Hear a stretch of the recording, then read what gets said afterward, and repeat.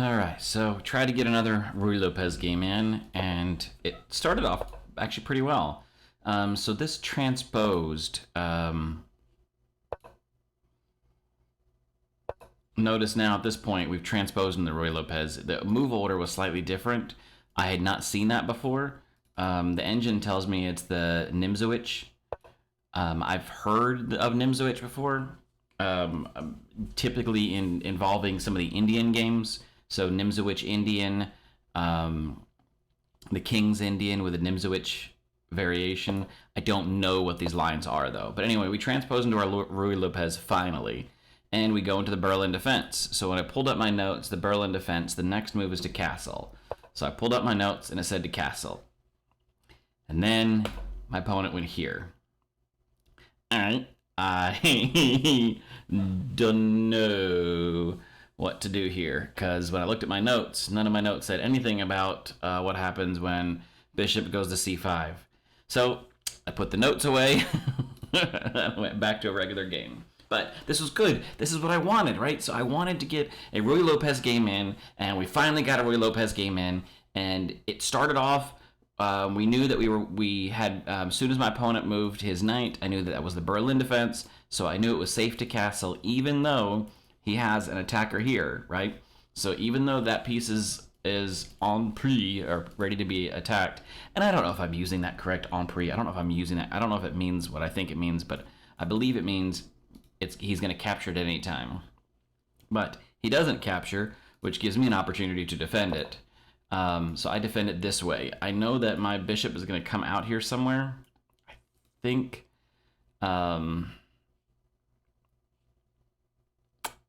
I'm looking at my Ruy Lopez notes again, and the knight. Does the knight end up going to c3, or does the knight come to d2? I forget which. I'm looking at my notes here and I don't see it. So I don't know exactly where this knight wants to go, but in any event, put the notes away. Let's get rid of that engine. Put the notes away, and my opponent goes for this break in the center. Now, one of the I remember from my notes, the exchange variation of the Ruy Lopez says that when you take here, this bishop takes this knight, you recapture from the center out so that you could free up your queen to do some cool things, right? But now that he has eliminated that defender, or he's moved it, I should say, this exchange now has to be retaken this way. And notice it comes with check. So my opponent has to retake, or he could go here, but I've just flat out won a piece. So, yeah. So in this case, he made this move, and my notes from studying the Ruy Lopez, the exchange variation, says that the reason you make this exchange is so that black was going to recapture this way, and that's a good move for black. In this case, that pawn is now moved, so I make this exchange, knowing that black wanted to retake this way, but they forfeited it this way. So I feel like I'm in a better position now. Like, I feel like if this were the exchange variation, I have one up to my opponent, right? This slight incremental advantage. I don't know if that's going to play out or not, but so far these games, there are existing games in the database, so this is not a brand new thought process. Whatever this move was this person played, other people have played it before. I go ahead and line up here. One of the things I know is that this pawn is potentially undefended. Notice here that he's got it attacked once, twice, and I only had it defended once. So now I want to defend it twice. Unfortunately, my opponent sees a tactic that I don't see. By capturing, I recapture, and in this case, I probably should have recaptured with the rook straight away. Actually, I can't because he's got that now, so I had to recapture this way. Notice if I didn't recapture, my piece is attacked. Either way, I recapture, and now my opponent has this trade. The only thing I've got defending is this, so I have to move my rook out from the defense of that pawn. So my opponent has effectively won a pawn. And the games in the database say that, yeah, 10 players have taken that pawn, but there is a game when somebody played a bishop g4 move. My opponent castles, which apparently we've transitioned to a different game. But either way, my opponent castles, which now lets me defend this pawn again. However, I'm going to do it slightly different. I'm not going to move my rook back. Notice I moved it here, then I moved it here, and then I have to move it back. I don't want to lose that tempo, especially when I've got this here. So I slide my knight out again. My knight could have gone here, and I wish I had spent more time and maybe consider putting it here, but the reason I didn't was I wanted to leave my bishop available to get out. But notice the squares that I would typically put my bishop in the Ruy Lopez, either here defending or here pinning the knight to the queen, but there's no queen anymore, so we've sort of moved into some kind of early endgame, but at this point in time, I'm just rolling with it. Notice he's got a spy down this way, so he's x-raying through, or he's pinning my knight to my rook, and if he makes this capture, let's say I encourage this recapture, I mess up my pawns in front of my king, and I'm not ready to do that yet, so I make another very risky move here. I defend my rook with defend my knight with my rook.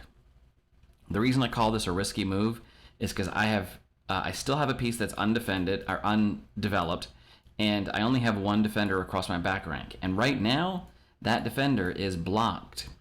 Get my arrows right. That defender is blocked by this piece that I haven't developed. So I am leaving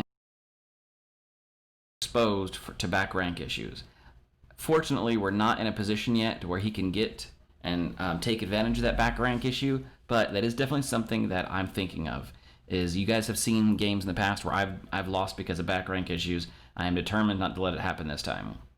And notice with this move, it is the only game in the database that's been played like this. So this moves us to a brand new game. We're both, even if he had studied these games, we're well outside a book now.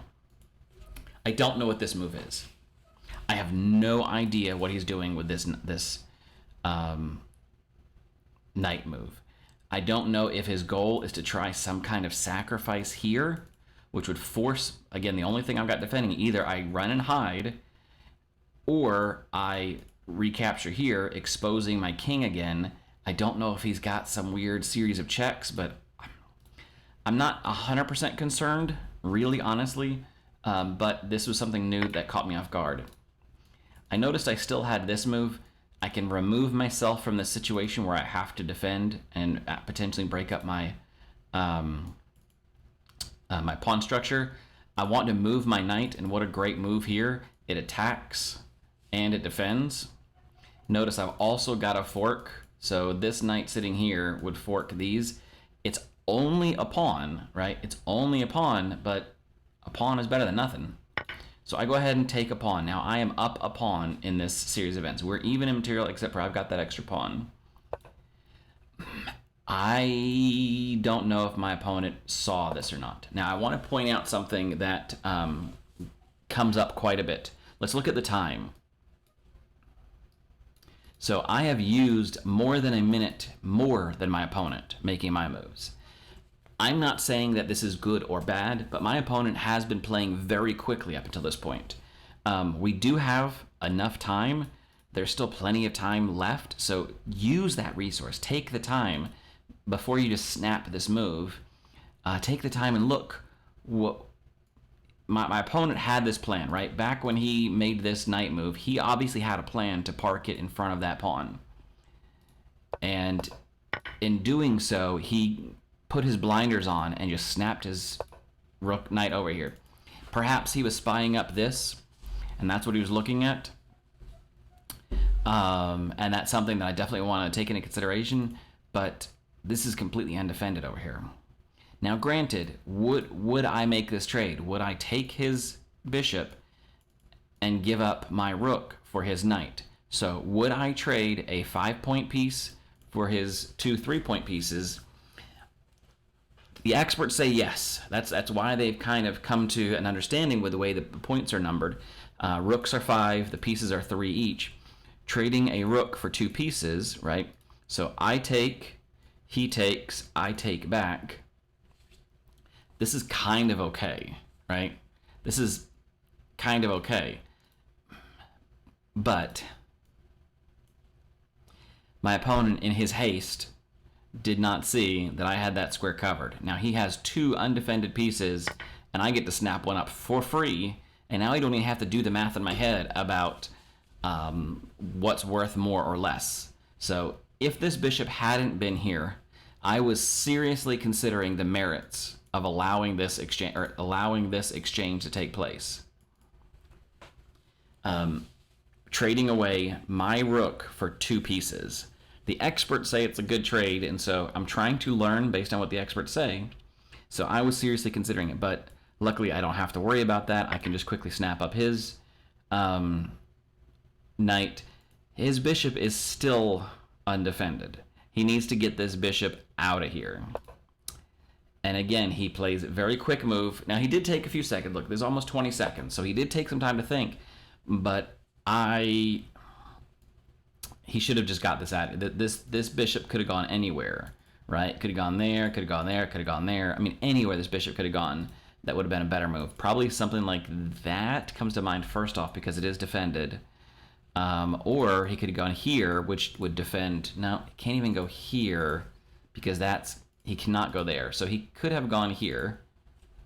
He could have gone here. Those are safe squares, right? Yeah, those are safe squares.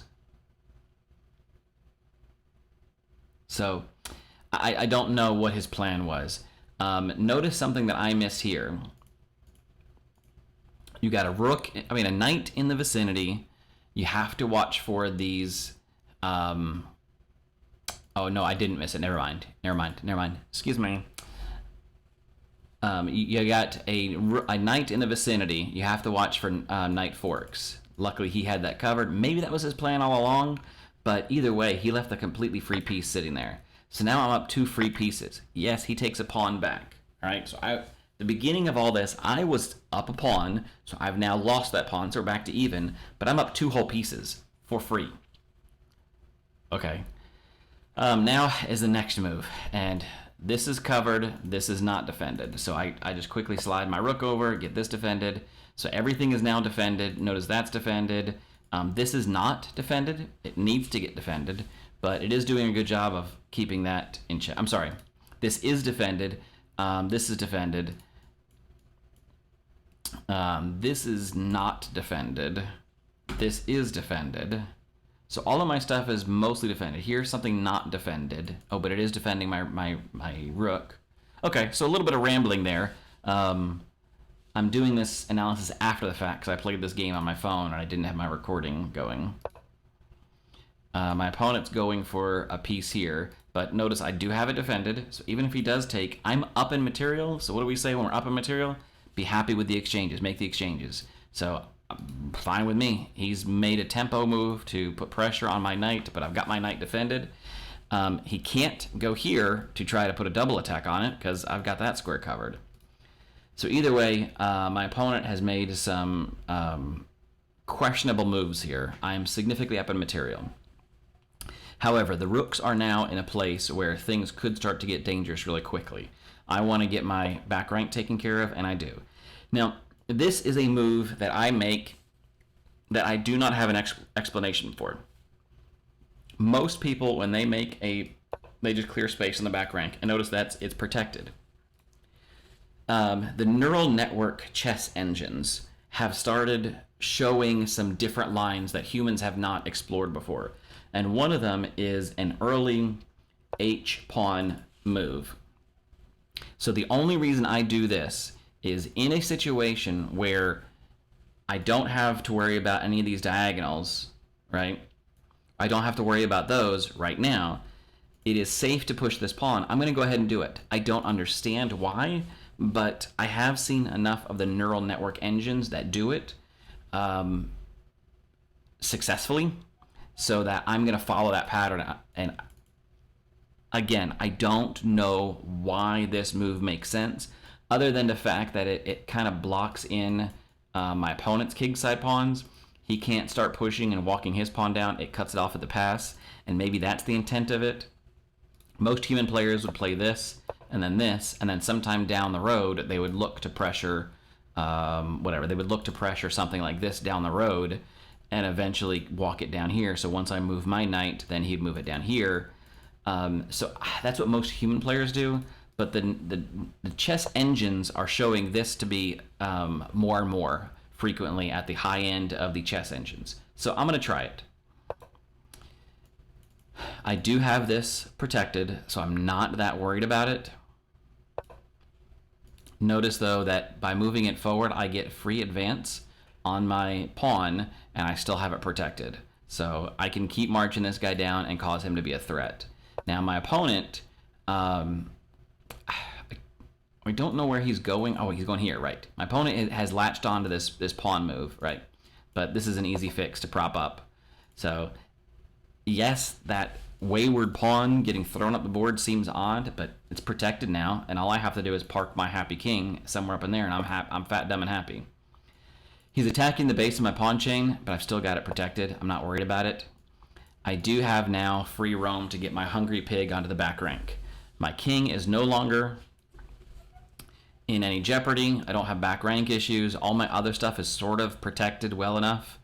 I'm gonna activate my hungry pig and get him working. Notice, if my opponent does try to move his rook out of the way, he has back rank issues.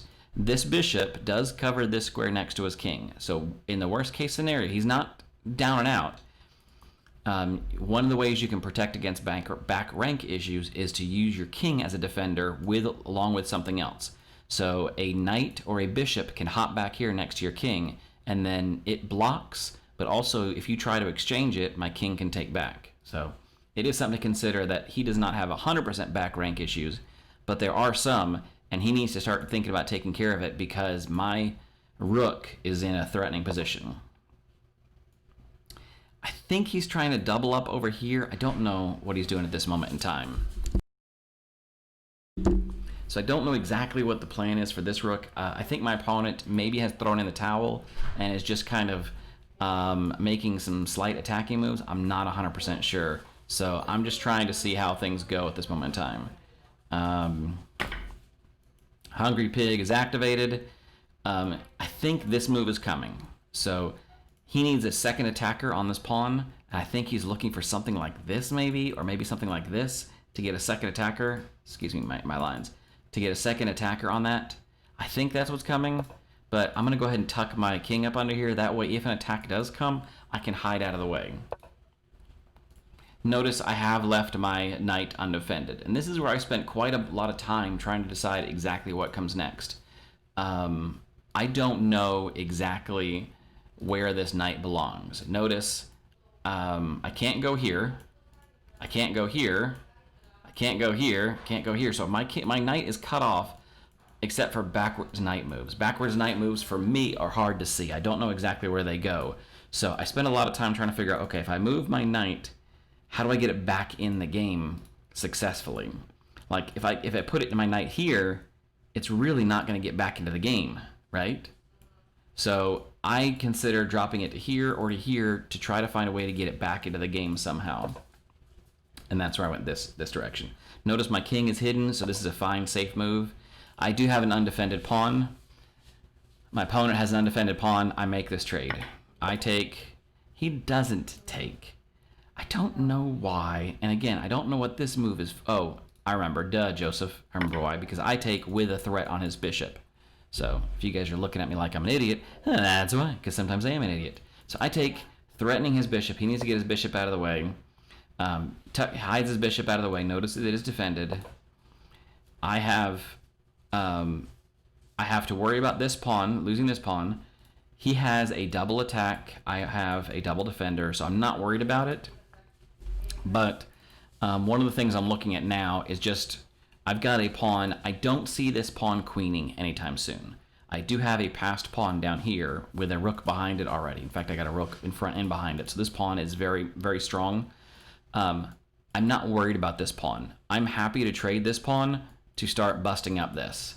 I probably shouldn't. Let me see what the engine says. See if the engine says this is a good move. Ready and go.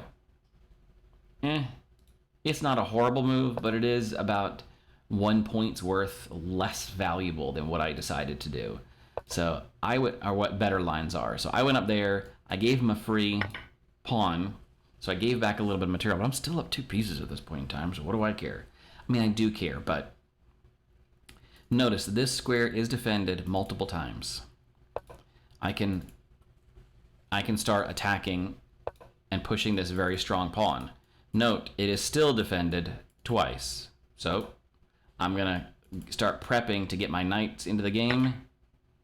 I lose this pawn, but I knew that was coming. I can get an attack. I am up in material. So what do we say when we're up in material? Look for those trades. This is one of those I spent a lot of time thinking about. He has 2 defenders.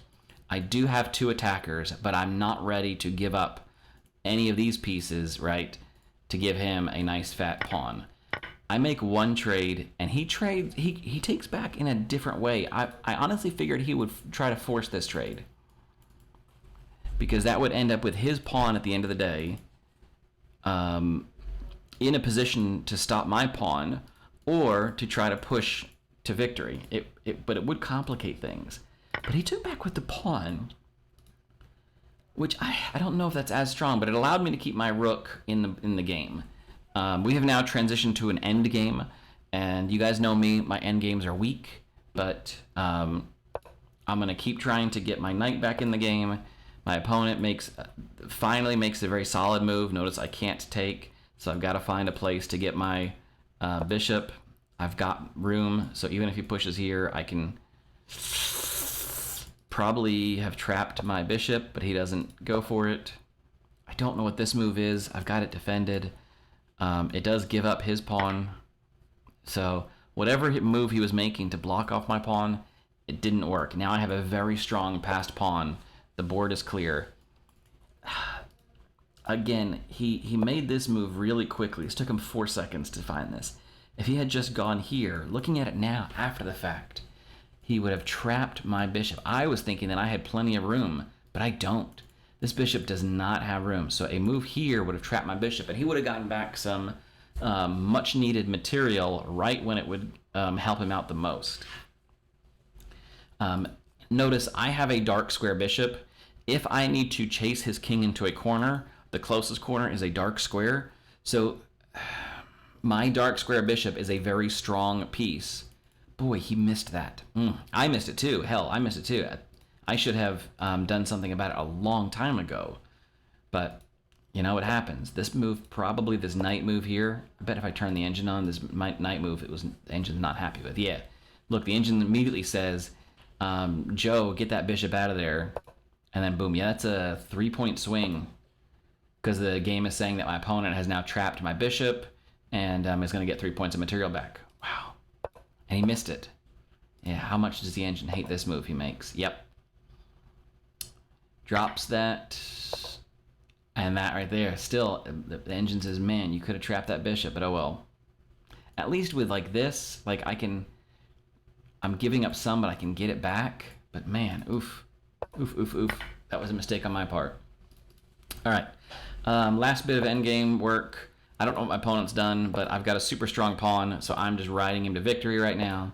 You know how I said pawns are the, air quotes, least valuable pieces, but games are won and lost by a single pawn, so let us not forget that. I'm just pushing my pawn. I get it to a spot where it is doubly protected, so even if my opponent starts doing things to attack, I'm not worried about it. He gets his king into the game. This is a good move on his part. And now I am looking for a tactic. The tactic of, if I can get my rook here, let's say he tries to attack my bishop over here or something. If I can get my rook here, even if he has a rook behind my passed pawn, notice he can't take because I've got it covered. And if I go here, I have a rook, pawn, rook. And if he happens to have a rook sitting there, it's too late. If he takes, I take back with promoting. If he does nothing, I take for free.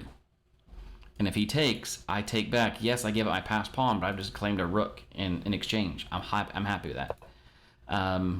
He doesn't quite give that to me, so I'm just going to look for some material here. I'm not planning on taking this, but I wanted to make a waiting move to see what my opponent would do. Notice he can't move his king this way. I've got this whole thing covered, so I don't know what this move was supposedly to do. I don't know. So I made a waiting move. He goes ahead and moves up. Now I start doing math in my head at this point in time. I'm down really low on the clock, and I've been trying to think about this. If he has 2 rooks, and I slide my rook there, so I go rook here. It's his move. He takes. I take. He takes back. I have just made just a straight exchange. So I am not ready to make a straight exchange of losing a rook and my passed pawn. So I make just a defensive move. It does give him, not there, but it does give him a chance to move with his king. He takes that opportunity. I've now doubly defended, so I can start looking at possibly getting this move in, or maybe even finding a way to... I'm looking at knight forks at this moment in time, trying to see, okay, is there a way? I got his king, I got this guy here. Is there a way I could do something? I got this guy, this guy, this guy. So I'm looking for these kind of things. I don't see anything yet. This move, I'm going to give up a pawn. That's fine. Notice, if he takes here, I've got this.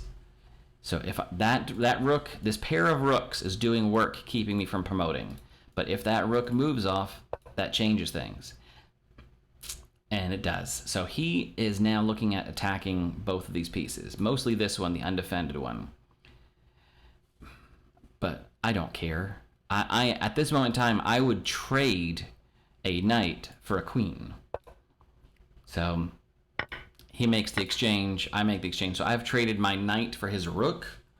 I am now up more material. This was a poor trade on his part. He's throwing in some checks, but I've got plenty, not up there, I've got plenty of escape squares. He only has this piece left. He doesn't have anything else. So I'm fine. I tuck in behind, so even checks like this aren't going to work. He's trying to create this barrier. This is a very good move on his part. He's trying to create this barrier where my king, number one, can't approach up the board, but two, if he starts throwing in checks, he could drive me down, and then his king could help drive me down. There's too much board behind for this to become an issue right away, so I'm not that concerned. I've got a free check. I've got a free queen. That's all she wrote. At this moment in time, my opponent has a couple of options. Number one, he can try throwing in a check here, but it's unprotected, so I can just take. He can push a pawn, but it wouldn't really do anything. Notice he's completely cut off in all those directions, so really he could only approach this direction, but it doesn't matter. I've got him so far cut off. I've even got protection, so I could drop my, not there. I could drop my rook all the way down to here. It's protected.